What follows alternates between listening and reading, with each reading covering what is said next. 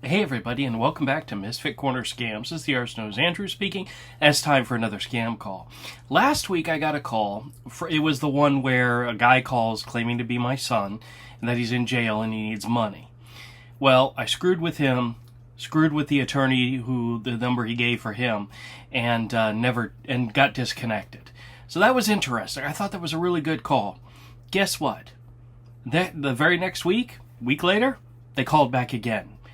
This time it was a girl claiming to be my daughter. Same exact situation. Different town. They were calling from a different town, but gave me a number for an attorney, and of course I talked to the attorney. But there was supposed to be follow-up, but never happened. I did leave some messages for him, but we'll see what happens. But I love the fact that they tried it again. They tried it a second time. And I'll be honest with you, the voice of the attorney sounded very similar to the one from the week before. I may actually splice in some of that audio just to compare it. All right, so let's get into the calls, and I love these. These are so much fun. Dad, I broke my nose. What? What happened? The airbag went off, hit me in the nose. Were you in a car accident? What happened? Yeah, I was, and they're saying it was my fault because I ran the light. Where are you at right now? They're processing me now. I'm at the courthouse. You're at the courthouse? Did you go to the hospital? I did. The doctor said it's not broken, it's swollen. Okay. All right. Well, my primary concern, of course, is you. But what about the car? Is the car okay, or what happened? The car's drivable. Okay. But Okay. they're charging me with reckless driving because I was on my phone. Baby, come on. You know you're not supposed to do that. All right. All right. Well, listen. Where are you at right now? Can I come get you? Listen, write this number down because I don't have my phone. Okay. Hold on. Let me grab a pen. All right. Give me the number. Okay, they gave me a lawyer, Michael Kelly. Okay. Hold on a second. Michael Kelly. Okay. Yeah, they're taking it serious because the lady in the other car, she's 6 months pregnant, and they rushed her to the hospital. Oh, geez, Louise. Okay. I find it interesting that the script is exactly the same as the call from last week. My son accidentally hit a lady who was 6 months pregnant. And now my daughter did the same exact thing. Isn't that crazy? The way the world works? Weird. Was there anybody else in the car with you or with her? Was it just you? No. Yeah, just me. I haven't told anyone else. I'm really embarrassed. Can you please do your favor and not say anything? Okay. Well, your mom's still sleeping, so I'll wait till she wakes up, but all right, what's the number? Is this the number where you're at? Well, I don't have my phone. They have my phone and property. The number's 956 95. Okay. 299. Okay. And is this the number for where you're at right now? That's Michael Kelly. He's the court-appointed lawyer that's assigned to the case. Oh, so this is his number then. Yeah, repeat the number for me. 956299. Is that right? Repeat it again. I couldn't hear you. Is he with you right now? Can I talk to him directly? No, he said he was going to call you as soon as he get in his office. Call him right away, okay? Okay. I'll call him. You hang tight. I love you. All right. Now, which courthouse are you at? They're processing me now. That doesn't answer the question. Where are you at?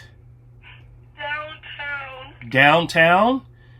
Yeah, they're telling me I have to get off the phone. Call Mr. Kelly. I love you. Okay, all right. I'll call him. I'll get the information I need, all right? Hang tight, okay, kid?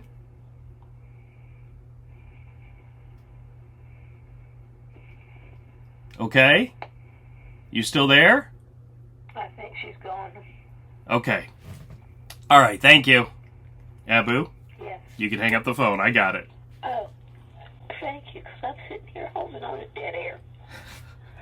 All right, bye. Let me know if you need it. Hang up the phone!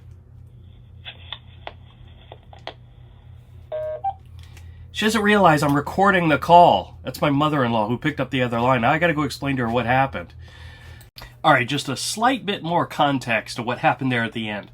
Yes, I did yell at my mother-in-law to hang up the phone, but I couldn't tell her at that moment that it was a scam, just in case the girl who was still on the line and still listening in, because then she would know that I knew it was a scam. When I went to go talk to my mother-in-law, she honestly thought that was my daughter on the phone and was very concerned. I was like, no, trust me, it's a scam call. And that's what I wanted to say to her, but I couldn't do it on the phone because the girl might still be there.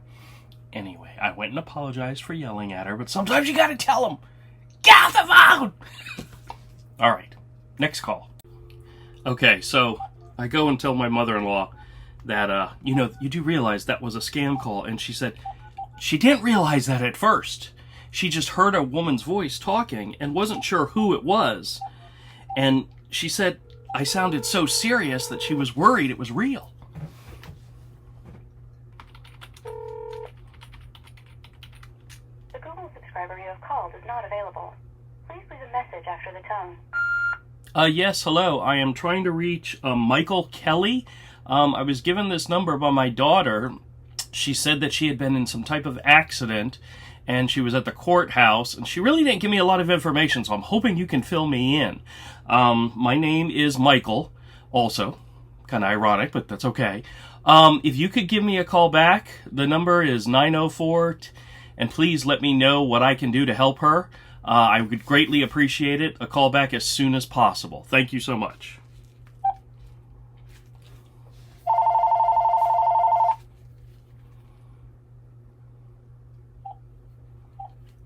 Hello? Yes, good morning. This is Attorney at Law Michael Kelly. How are you doing this morning? Yes, sir. Thank you for calling me back so quickly. My name is Michael, and my daughter Jessica was apparently in a car accident, and she gave me your number. I'm hoping you have some information.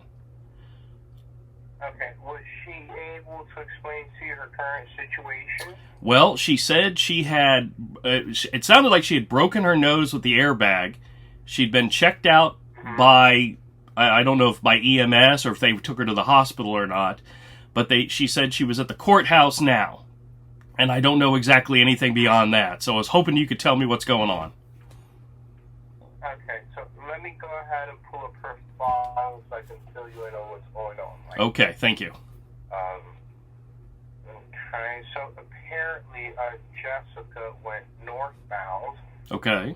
up a one-way street and had a two-car collision with another vehicle. Where exactly did this happen? She said she was in the downtown courthouse, but she didn't say what town. So I'm not sure if she's here in town or if she was elsewhere. No. They're here in Fort Lauderdale. Fort Lauderdale? Okay. Well, I knew she was going on a camping trip, but she was going with her boyfriend.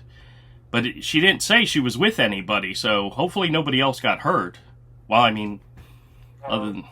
Well, let me see here. I see here that she was with another female in the car. Well, as far as Jessica, she did receive a fractured nose due to the airbags. But she was given medical attention, and she's doing much better. Okay. She was given a breathalyzer test and a drug test, so she passed them both. Okay, good. As far as I can see here, Michael, she doesn't have any priors in the U.S., so I just think she was at the wrong place at the wrong time. When I interviewed her this morning, she was a bit shaken up and distraught, and she informed me that she was paying attention to the GPS, and it just suddenly happened. Well, she told me she was looking at her phone, so I'm assuming the GPS was on her phone. Yeah.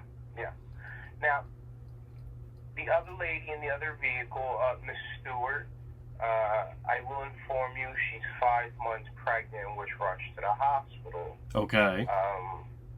I haven't gotten a medical report yet, but in my line of duty, no news is good news, if you know what I'm saying.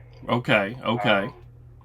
Well, would they actually release information to you? I mean, if you're not like next of kin or whatever, would they tell you? Would they give you that information? Well, of course. I actually have my private investigator over at the hospital as we speak.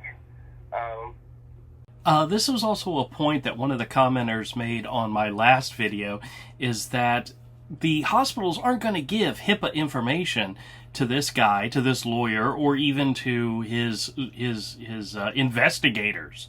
Whatever, they're not going to update them on the condition of this lady.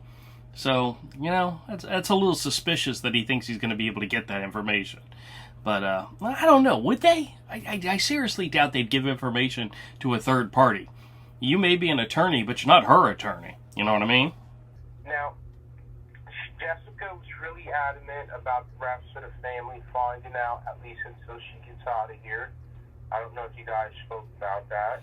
Well, she has had history of getting into some minor trouble when she was a kid, and I understand her feeling to keep it quiet, but this is not something we don't tell her mother about, you know? This is something, yeah.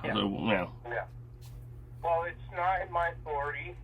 She actually had me sign with the Lawyer-Client Confidentiality Act, meaning that I'm only allowed to disclose this information to her emergency contact, which is you. Okay. Now, she was really concerned about this sticking to her record, which is why she was enrolled into the first-time offenders program. Now, basically, after she's released, she would have to complete courses of reckless driving and reckless endangerment. Okay. And upon completing those courses, she will receive a certificate which would avoid the full stigma of this sticking to her record. Do you follow, Michael? Sure. Now, I mean, honestly, accidents happen. I mean, it's not something to... Yeah. Honestly, I don't know why these kids feel embarrassed about being in an accident. We've all been in an accident, you know? Hell, I maybe even caused one when I was younger, but, I mean, it's not like life or death. It's not like drunk driving. You know, that's a whole nother story. But, Yeah. okay. Well, I can tell it's her first rodeo, so I would honor her wishes. The last thing that I want her to do is to shut down on me, thinking that we broke her trust. So was she able to explain to you that she needed to pay for a bail? We never got that far. She said, call you. So she never mentioned anything about bail. She said she was at the courthouse, but I didn't know she'd been arrested. Is she being incarcerated? Yeah, she's actually in the infirmary downstairs where she was being treated for her injuries. Okay. Let me see here. Okay, as I see here, Judge William O'Connor granted bail at $5,000. Now, I will inform you, Michael, this is not a ticket, this is not a citation, which means that it's fully refunded back within 7 to 10 business days. It's basically a cash collateral bond to ensure that she presents herself at the next court date, sir. Okay. Now, is this one of those situations where we have to put like 10% down, or is this something where we have to pay the full amount? Since she's from out of state, and it is going through the first-time offenders program, it has to be the full amount. Who said she's from out of state? She lives in Florida. Yes, but not in Fort Lauderdale, correct? No, she doesn't live in Fort Lauderdale, but she lives in Florida. We live in Jacksonville. Yeah, exactly. So she doesn't live in the same, city. I'm sorry for that. Oh, so you have to pay an out-of-city fine? I'm sorry? I don't understand that. You said out-of-state, and she lives in Florida. She has a Florida driver's license. She's not out-of-state. I understand that. What I mean is she doesn't live in Fort Lauderdale, so she would have to go back to Jacksonville. So it would have to be the full amount. She's going through the FTOP program, which is the first-time offenders program. Okay. Okay? Well, it's just you said out-of-state, and that just didn't make any sense, but okay. I trust I'm sorry. you. What I meant to say, she doesn't live in the area. I'm sorry about that. That was a big screw-up on his part, saying that she's from out-of-state. So, that was good. Good comeback. Well, she doesn't live in Fort Lauderdale. Oh, well, yeah, you're right. that isn't the same state as we, but that's okay. Cool. Good job. Good cover, idiot. Okay, so how do we go about taking care of this? Is this something I can put like on my credit card, or do I have to pay cash? What are we doing? Well, it's illegal because these calls are being recorded for court purposes. It's illegal for us to take personal information over the phone. We have a strategy. Basically, I would have to make some phone calls to get the approval of the agency there in your area where you guys could go ahead and make the cash payment yourself. Okay. Could you please provide me with your physical address? 611 East Adams Street, Jacksonville, Florida, 32202. What's the zip code there one more time, sir? 32202. 32202. Okay, so what I would have to do, I have to make some phone calls to get the approval of an agency there in Jacksonville where you can go ahead and make the cash payment yourself. So for now, Mike, I'd like for you to go over to the bank, withdraw the $5,000 in cash, and just give me a call back once you have it. By that time, I should have the approval for you there in Jacksonville. Okay. Now, in worst case scenario, if something happens and I can't get that much cash altogether, what happens to her?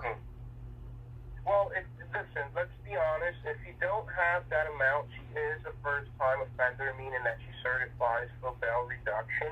So let's be honest. How much can you help her out with? That way I can converse with the district attorney, Mr. William Cooper, to see if we can go ahead and get her a bail reduction. Right. Well, obviously, if I can't get it all myself, I'll reach out to family and friends. I can give my mother-in-law a call, see what she might be able to help me with. But I could probably get the $5,000. It's just that it's not something we have sitting in a dresser drawer. You know, it's going to take some effort. So that's what I'm saying.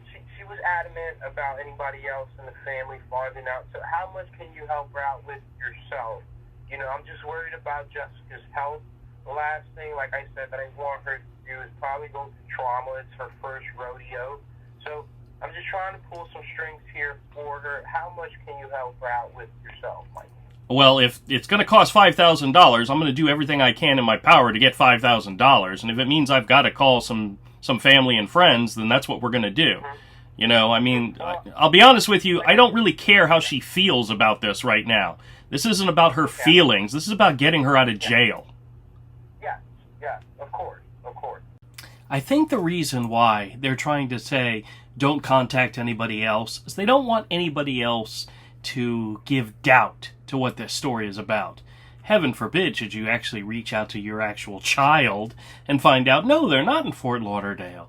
Or reach out to a family member and say, hey, I need money to help get this kid out of jail. And they're like, wait a minute, I just saw them earlier this morning. They're not in jail. That's probably why. But while she's in here, we don't want her to go, you know. Okay, so what I'm saying is I can go ahead and place you in a brief hold if you don't have the full amount, and I can converse with the district attorney just to make things easier. Yeah. Well, my brother-in-law is also a police officer here in town. I could reach out to him and see if he might be able to help as well. Okay. I don't know if he's got cash on him and if he can help with that, but, I mean, he's my trusted guy when it comes to stuff like legal matters like this, you know?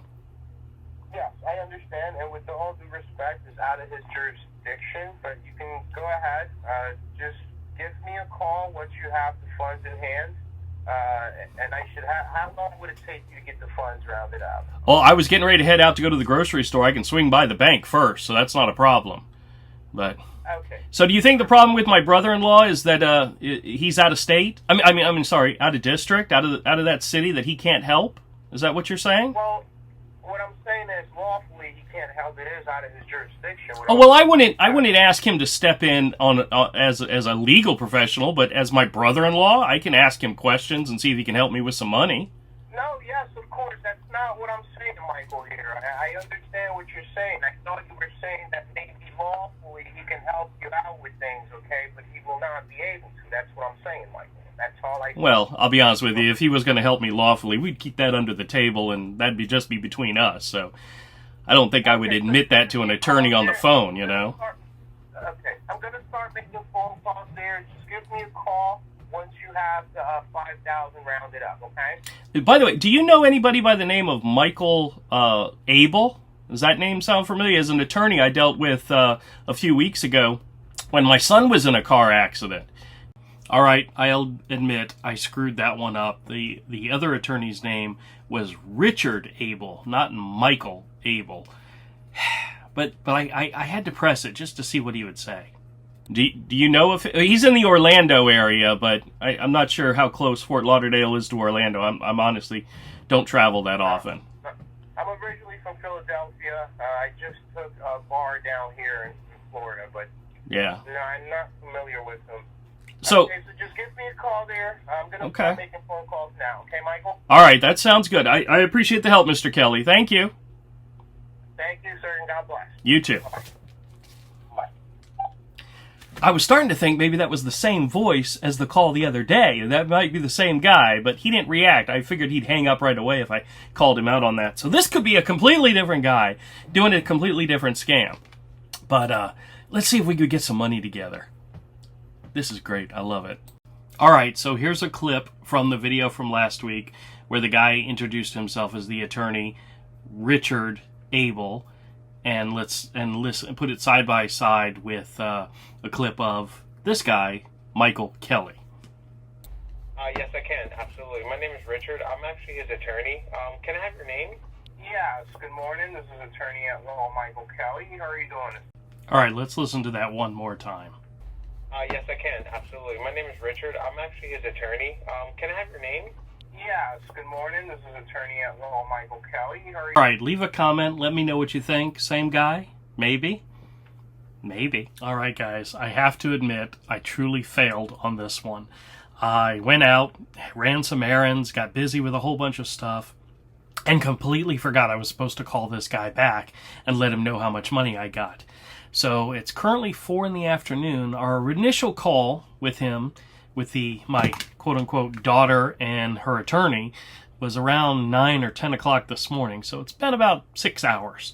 And I've got a strange feeling that the number most likely will be disconnected. But let's go ahead and give it a shot. Let's give him a call and see if somebody actually picks up. And yeah, we'll see what happens. Hi, this is Michael Kelly's in Brian Lewis's office. We are not at our desk right now. Please leave a clear message and details, and we'll get right back to you as soon as we can. Thank you. Have a blessed day. Mr. Kelly, this is Michael, Jessica's dad, calling you back. I'm sorry I wasn't able to get back to you sooner. I was having issues getting the money together, but I was able to get some. So hopefully we're not too late, but if you could call me back, you should have my home number, and let me know what the next step is, okay? I appreciate the help. Thank you. So we'll see what happens. We'll see if they call me back again. The funny thing is, the first time I called him, it was a Gmail telephone number where I left a message and he called me right back. This time it actually had a voice message, so we'll see what happens next. I mean, it's not too late. It's only 4 in the afternoon, but fingers crossed we continue to make this a good call. Otherwise, it'll be a shorter video. It's okay. It's good to know they're still trying. Lovely. Well, it's the next morning, and I never got a call back from the attorney, Michael Kelly. As a matter of fact, I haven't heard back from my daughter either, Jessica. So let me try giving the attorney a call and see what the status of this all is. I have the strange feeling the number's not going to be connected. It'll be disconnected, but let's find out and see. Hi, this is Michael Kelly's in Brian Lewis's office. We are not at our desk right now. Please leave a clear message and details, and we'll get right back to you as soon as we can. Thank you. Have a blessed day. Hello, Mr. Kelly. This is Jessica's dad, Michael. I am kind of concerned. I haven't heard back from you. I was able to get the money together, and I need to know what to do with it in order to get her out of jail. If you could please call me back. I believe you have my home number.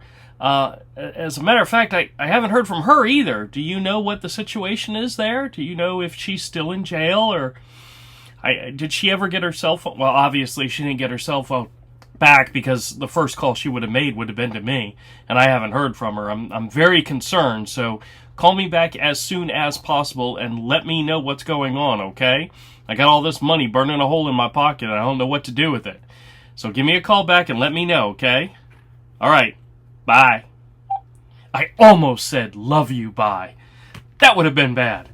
We'll see if they call back. You know, I got a strange feeling he's on to me, not following up.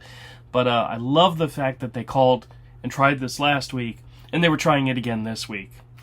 That's just wonderful, wonderful. But I'll let you guys know. I'll give you an update if they do call back. But if you ever get calls like this, either hang up on them or screw with them. It's a lot of fun. If they say, hey, Dad, or hey, Grandma, or Grandpa, it's me and I'm in jail, go, oh my gosh, how can I help? Don't just say, I have no idea who you are, because they'll hang up. Play with them. Screw with them. Never give them your personal information. Yesterday, the attorney asked me for my address, and of course, as most of you know, the address I gave him was for the homeless shelter downtown. But don't give them your personal information, but mess with them as much as you can. All right. I'll let you know if they call back. It'll be great.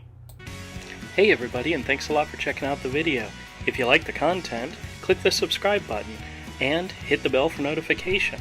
Leave us a comment. Let us know what you think. Thumbs up, thumbs down, either way, and we'll catch you all next time.